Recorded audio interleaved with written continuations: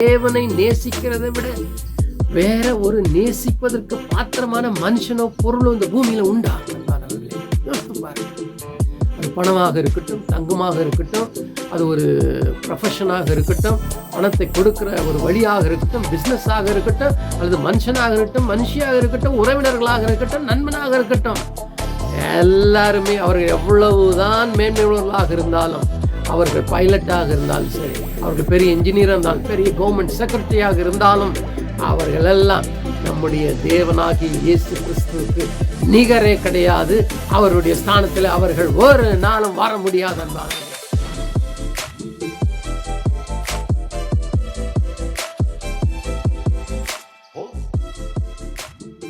என் அன்பு கிறிஸ்தவ சகோதர சகோதரிகளுக்கு ஆண்டவருடைய நாமத்தினாலே வாழ்த்துக்களை தெரிவித்துக் கொள்கிறேன். இந்த வேதத்திலே வாசிக்கும் பொழுது சவுல் என்கிற அந்த பழைய ஏற்பாட்டு ராஜாவுக்கு கிடைத்த அற்புதமான ஆசீர்வாதங்களை பார்க்கும் பொழுது அவன் நினைத்து கூட பார்க்காத ஆசீர்வாதங்கள் கிடைத்தது. அவன் வேண்டி கொள்வதற்கு மேலாக அவனுக்கு ஆசீர்வாதங்கள் கிடைத்தது. இதை ஆண்டவர் ஒருவர் மேலே கிருபை வைத்து விட்டால் அளவில்லாமல் கொடுக்கிறவராக இருக்கிறதை பார்க்கிறோம். 1 சாமுவேல் 10ஆம் அதிகாரத்தில் அவன் சாமுவேலை சந்திக்கிறான்.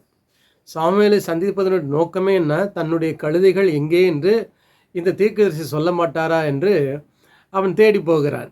ஆனால் தேடி போனது இடத்துல என்ன கிடைத்தது என்றால், அவனுக்கு 10ஆம் அதிகாரம் 1 சாமுவேல் 1ஆம் வசனம் என்ன சொல்கின்றால், தம்முடைய சுதந்திரத்தின் மேல் தலைவனாக அபிஷேகம் பண்ணினார் அல்லவா, இஸ்ரவேல் மக்கள் மேலே அபிஷேகம் பண்ணினார் அல்லவா என்று சாமுவேல் அவனுக்கு புதிய காரியத்தை சொல்லுகிறார்.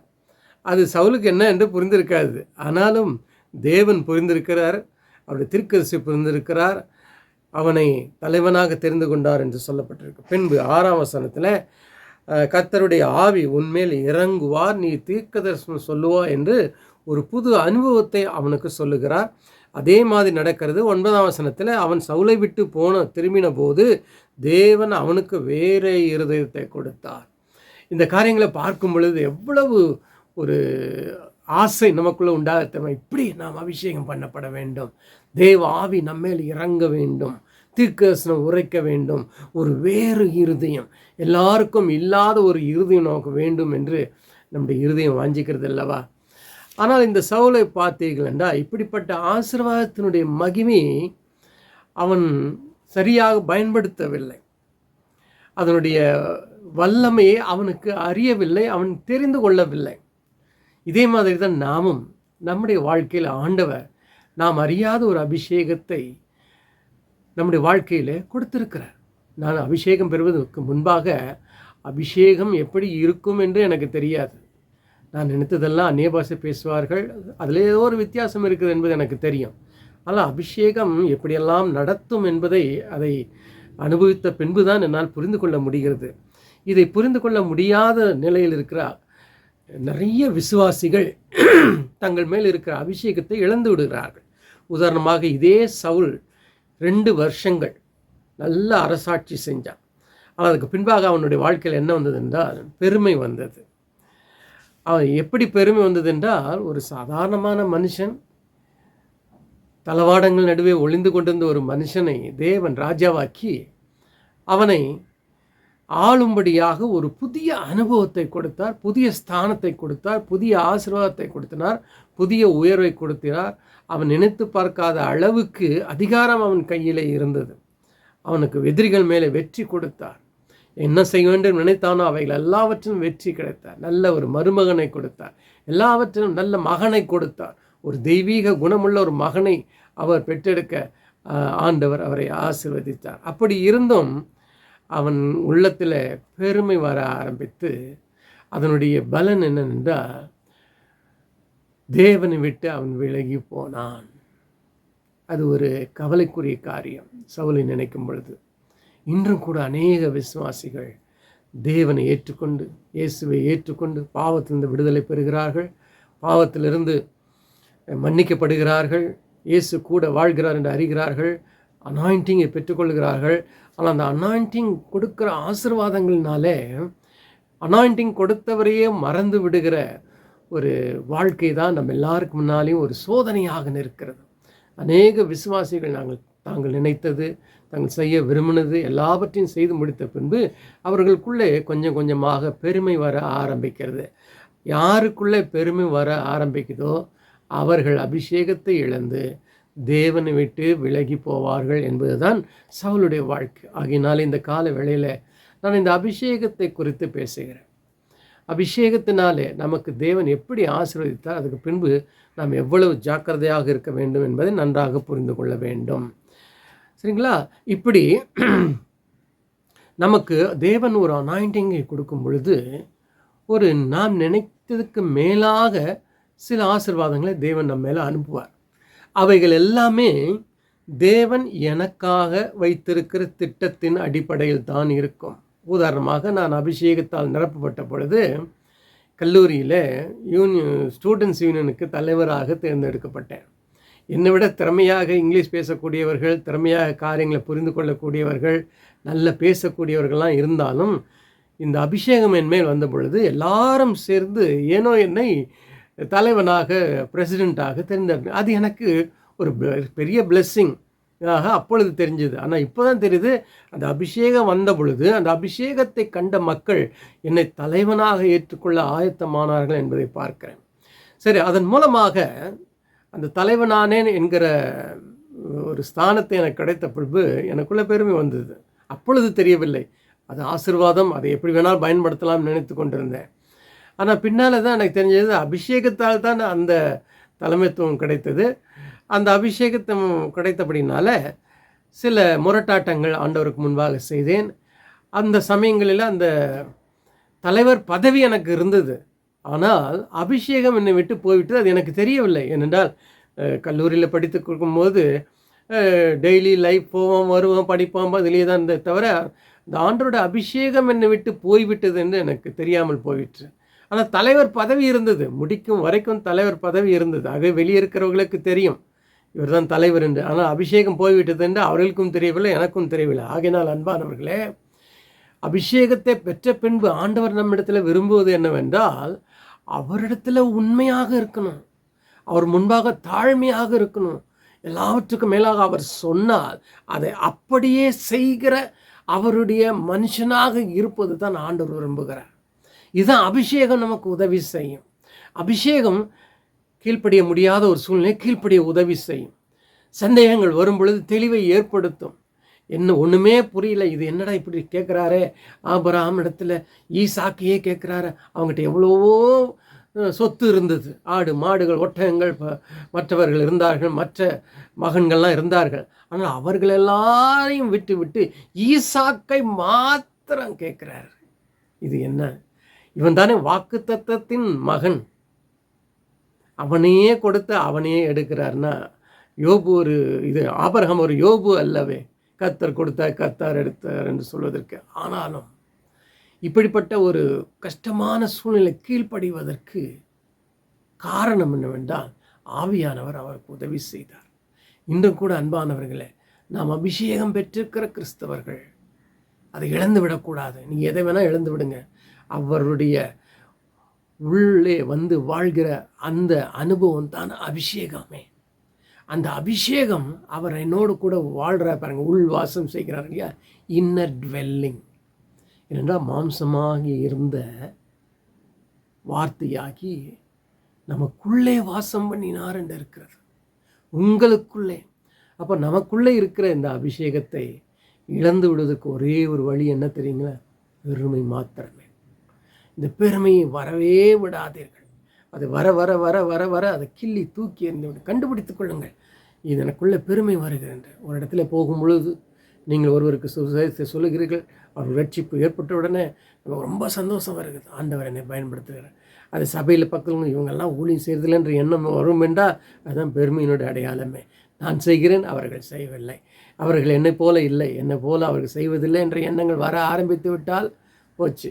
அதே மாதிரி மற்றவர்களுடைய குறைகளை பயங்கரமாக குற்றம் படுத்துதல், அந்த குணமும் நமக்குள்ளே வரக்கூடிய சூழ்நிலைகள் வரும். அப்பொழுது ஜாக்கிரதை, தாழ்மைப்படுங்கள். ஆண்டவர் எனக்கு கிருபை கொடுத்திருக்கிறார். So I am doing. அவர்களுக்கு கிருபை கிடைக்கவில்லை, அவர்கள் கிருபையை தேடவில்லை, ஆகையினால் அவர்கள் கிடைக்கவில்லை என்று உங்களுக்கு கொடுத்ததை தேவனை குறித்து மேன்மை பாராட்டுங்கள். ஆண்டவரே, நான் எந்த விதத்திலும் மற்றவர்களோட சிறந்தவன் அல்ல, மற்றவர்களோட பெரியவனும் அல்ல, மற்றவர்களைப் போல பெரிய விசுவாசியும் இல்லை, ஆனாலும் நீர் என்னை நம்பி இந்த அபிஷேகத்தை கொடுத்திருக்கிறீர் என்று உங்களையே தாழ்த்தி கொள்ளுங்கள். இது என்னால் வந்தது அல்ல.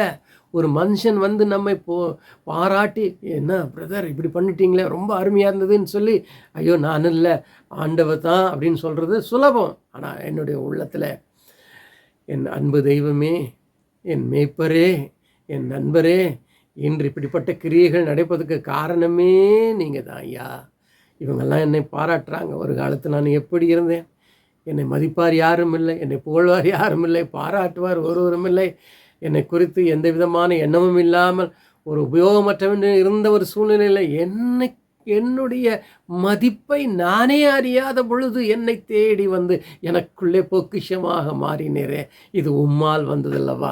ஆகவே எல்லா புகழும் உமக்கே போகட்டும், எல்லா மகிமையும் உமக்கே போகட்டும். நீர் வாழ்க, உம்முடைய நாமம் வாழ்க என்று அவரை சொல்லுவீர்கள் என்றால் அதுதாங்க உண்மையான தாழ்மை, அதன் பெருமை இல்லாத வாழ்க்கை. ஆகையினால் பெருமை இல்லாத வாழ்க்கையை நீங்கள் தேடுங்கள். என்னதான் வந்தாலும் சரி, என்னதான் உயர்வு வந்தாலும் சரி, தொட்டதெல்லாம் பொண்ணானாலும் சரி, பேசுகிறதெல்லாம் நடந்தாலும் சரி, don't glorify yourself in those things, glorify God alone.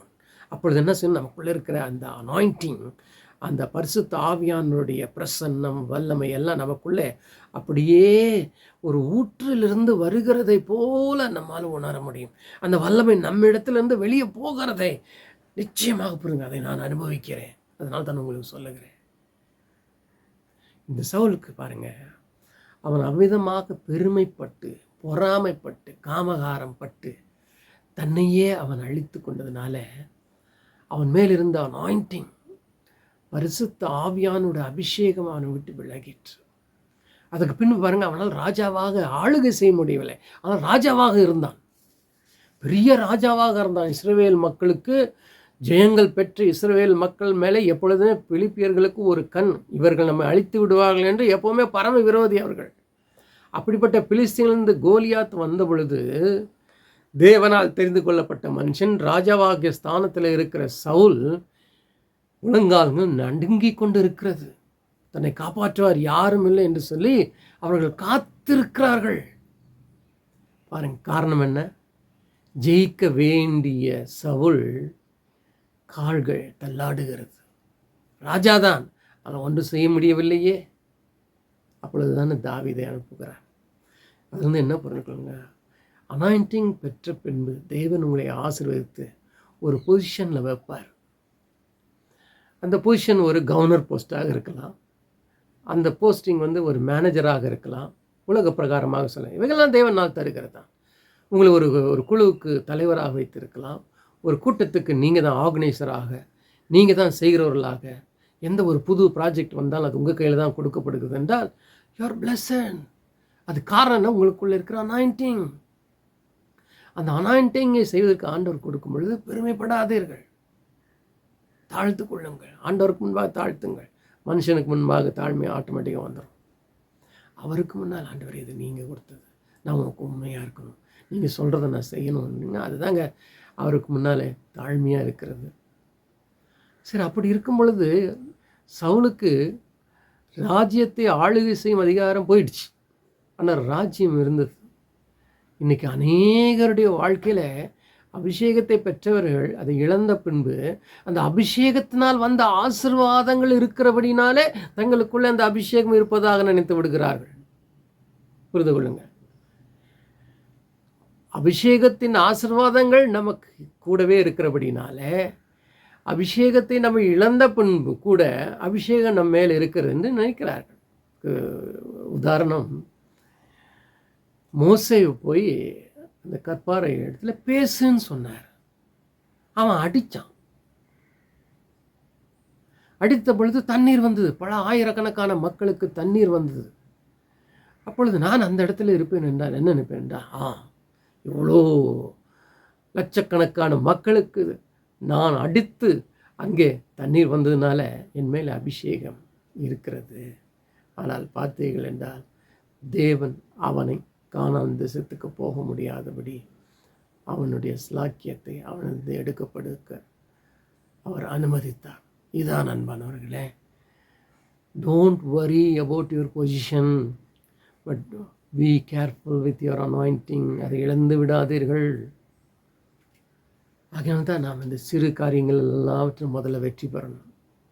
பொறாமைப்படுகிறது, கோபம் கொள்ளுகிறது, ஒரு பிரச்சனை வந்தால் உடனே சோர்ந்து போகிறது, அல்லது மற்றவர்களை பார்த்து நான் அப்படி இல்லை என்று ஏங்குவது, இவைகளெல்லாம் குள்ள நரிகள் மாதிரி. இவைகளின் மேலே அபிஷேகத்தான ஜெயம் பெறணும். அப்பொழுதுதான் கோலியாத்தை தேவன் சந்திக்க, தோற்கடிக்க நம்மை அழைத்து செல்வார். அன்பானவர்களே, கண்டு குட்டிகளை கூட்டி கொண்டு போய் ஆண்டவரால் யுத்தம் செய்ய முடியாது, ஆண்டவர் ஜெயத்தை தர முடியாது.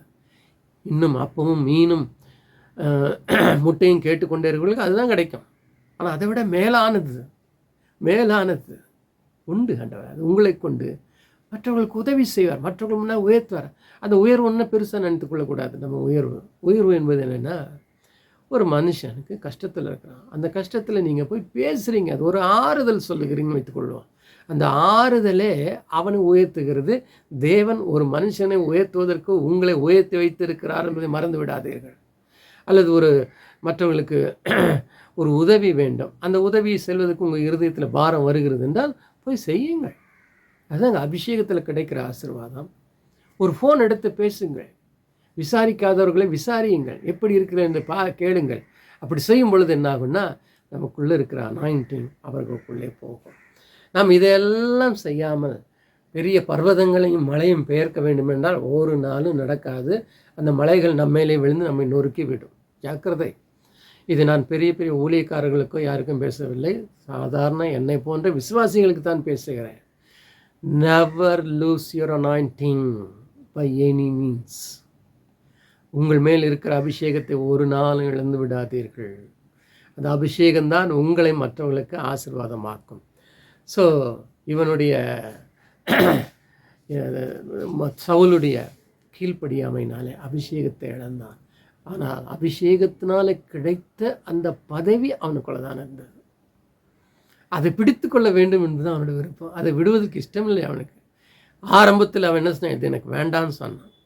ஓடி போய் தளவாடங்கள் நடுவே ஒளிந்து கொண்டிருந்தான். அவனை போய் ஆண்டவர் சொல்லி பிடித்து கொண்டு வந்து அபிஷேகம் பண்ணப்பட்டான்.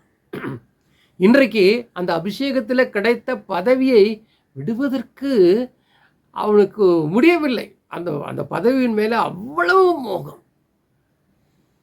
இதுதான் ஆண்டவர் புதிய ஏற்பாட்டில் ஒரு மனுஷன் தேவனுக்கும் உலக பொருளுக்கும் ஊழியம் செய்ய முடியாது. தேவனால் வந்த ஆசீர்வாதங்களை இழக்க ஒருவனும் விரும்ப மாட்டான். சிலர் தேவனையே இழக்க ஆயத்தம், ஆனால் தேவன் கொடுத்த ஆசீர்வாதத்தை இழக்க மாட்டார்கள். அதற்காக எதை வேண்டுமானாலும் சாக்ரிஃபைஸ் பண்ணுவார்கள். ஆனால் உண்மையான தேவ மனிதன் எப்படி இருப்பான் என்றால், தேவனை ஒரு காலம் அவன் இழக்க மாட்டான். மற்றவைகள்லாம் வரும் போகும், அது எவ்வளோ மேன்மையானது, இருதயத்துக்கு ஏற்ற நேசிக்கிற ஒரு ஈசாக்கை போல இருக்கும். அதை கூட அவன் என்ன செய்வான், தியாகம் செய்து ஆண்டவருக்காக அவரே நேசிக்கிறவருமா. அதுவே என்னுடைய ஆசை, என் வாழ்க்கையில் அது நடைபெற வேண்டும், அதுவே உங்கள் வாழ்க்கையில் நடைபெற வேண்டும் என்பதற்காகத்தான் இவைகளை நான் பேசுகிறேன். அன்பானவர்களே, உங்கள் வாழ்க்கையில் இருக்கிற ஈசாக்கு யார் என்று பாருங்கள். மற்றவைகள் தேவனை நேசிக்கிறதை விட வேற ஒரு நேசிப்பதற்கு பாத்திரமான மனுஷனோ பொருளோ இந்த பூமியில் உண்டா? அன்பானவர்களே, யோசித்து பாருங்கள். அது பணமாக இருக்கட்டும், தங்கமாக இருக்கட்டும், அது ஒரு ப்ரொஃபஷனாக இருக்கட்டும், பணத்தை கொடுக்குற ஒரு வழியாக இருக்கட்டும், பிஸ்னஸாக இருக்கட்டும், அல்லது மனுஷனாக இருக்கட்டும், மனுஷியாக இருக்கட்டும், உறவினர்களாக இருக்கட்டும், நண்பனாக இருக்கட்டும், எல்லாருமே அவர்கள் எவ்வளவுதான் மேன்மை உள்ளவர்களாக இருந்தாலும், அவர்கள் பைலட்டாக இருந்தாலும் சரி, அவர்கள் பெரிய இன்ஜினியராக இருந்தாலும், பெரிய கவர்மெண்ட் செக்ரட்டரியாக இருந்தாலும், அவர்களெல்லாம் நம்முடைய தேவனாகிய இயேசு கிறிஸ்துவுக்கு நிகரே கிடையாது. அவருடைய ஸ்தானத்தில் அவர்கள் ஒரு நாளும் வர முடியாது. அன்பானவர்களே, அப்போ ஏன் அவர்களை தேடுகிறீர்கள்? இவரை தேடுங்கள். நம்ம ஆண்டவர் எப்படிப்பட்டவர்னா, ராஜாவாக இருந்தாலும் என்னை போல மாறிடுவார், உங்களை போல மாறிடுவார், நம்மை போல பேச ஆரம்பிச்சிடுவார், நம்மோடு கூட உட்கார்ந்து சாப்பிடுவார். அரண்மனையிலே அவர் ராஜபோகத்தை புசிக்கலாம். ஆனால் நம்மிடத்தில் வரும் பொழுது ஒரு கூழ் இருந்தாலும் சரி, நம்ம வீட்டில் ஒரு கஞ்சி இருந்தாலும் சரி, நம்ம வீட்டில் ரசம் இருந்தாலும் சரி, ஒன்றுமே இல்லைனாலும் சரி, ஒரு காஃபி இருந்தாலும் சரி, அதை சந்தோஷமாக வாங்கிக் கொள்ள அப்படிப்பட்ட ஆயத்தம் உள்ளவர். கடந்த வாரத்தில் நான் வீட்டுக்கு போயிருந்தேன்.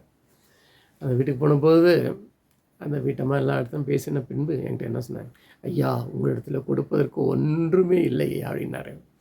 எனக்கு அது உள்ளத்தில் ஒரு சிரிப்பை ஏற்படுத்தினது தான். அதுக்காக நான் வருத்தப்படவில்லை. அவங்க கொடுத்துருந்தாலும் ஒன்றும் பெருசாக கொடுத்துருக்க முடியாது. ஆனால் ஆண்டவர் அப்போ நான் சொன்னேன், நீங்கள் எதுவுமே கொடுக்க வேணாம், நீங்கள் காட்டின அன்பே போதும், அதுக்கு பணம் கொடுத்து வாங்க முடியாது. இதுதாங்க ஆண்டவரும் நம்மகிட்ட விரும்புகிறார். அப்படிப்பட்ட அன்பை தேவன் நம்மிடத்தில் விரும்புவது சாத்தியமே என்ற அபிஷேகத்தை தான். ஆகினால் நீங்கள் பெற்றுக்கொண்டிருக்கிற அபிஷேகத்தை இழந்து விடாதீர்கள். பெருமை வரும்பொழுது உடனே அடித்து தள்ளிவிடுங்க. இதாங்க ரகசியம். இப்படிப்பட்ட நபரிடத்தில் தேவன் தேடி வருவார். அவனோடு கூட ஐக்கியம் கொள்ள வைத்துக் கொள்வார். அவனோடு கூட ஃப்ரெண்டாக இருக்க விரும்புவார். என் நண்பனே என்று சொல்ல, என் சகோதரனே என்று சொல்கிற அளவுக்கும் அந்த உறவை மாற்றுவார். இதை விட என்னங்க ஸ்லாக்கியம் நமக்கு இந்த பூமியில் தேவை? எதுவுமே தேவையில்லை.